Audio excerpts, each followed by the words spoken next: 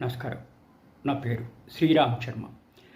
ఒక medical negligence కేసులో చాలా చాలా సీరియస్గా అయింది. ఇది మహారాష్ట్ర మండి స్టేట్ ఊరు నుంచి సుప్రీంకోర్టు దాకా వచ్చింది. వివరాల్లోకి వెళ్తే ఒక వ్యక్తికి కడుపు నొప్పి వచ్చింది అని చెప్పి మహారాష్ట్రలోని మండి జిల్లాలో ఒక హాస్పిటల్లో ప్రైవేట్ నర్సింగ్ హోమ్లో జాయిన్ అయ్యాడు. అంతవరకు బాగానే ఉంది. డాక్టర్లు నర్సింగ్ హోమ్లో ఆపరేషన్ చేశారు. అది కూడా అంతవరకు బాగానే ఉంది. కడుపు నొప్పి తగ్గింది.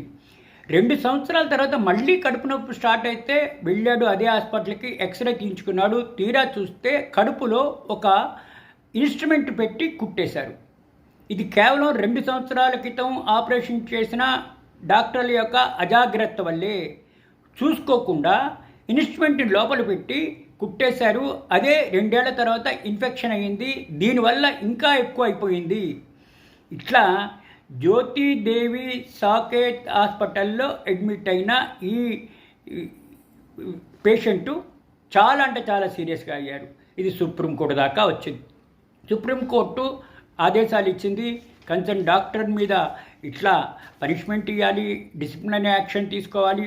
అది కాకుండా కాంపన్సేషను అతని దగ్గర నుంచి తీసుకుని ఈ పేషెంట్కి అందజేయాలి అని.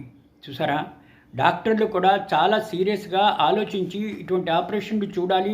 1కి 10 సార్లు తాము చేస్తున్నది ఏంటో చూసుకోవాలి. లేకపోతే పర్యవసానాలు ఇదే విధంగా ఉంటాయి. ఇంకా క్రిమినల్ కేసులు కూడా పెడతారు. ఈ విషయంలో ఇంకా ఈ కేసులో క్రిమినల్ కేసు పెట్టలేదు, కానీ కేవలము ఈ పేషెంట్ సఫర్ అయ్యాడు కాబట్టి కాంపన్సేషన్ ఇవ్వమని ఆదేశాలు ఇవ్వడం జరిగింది.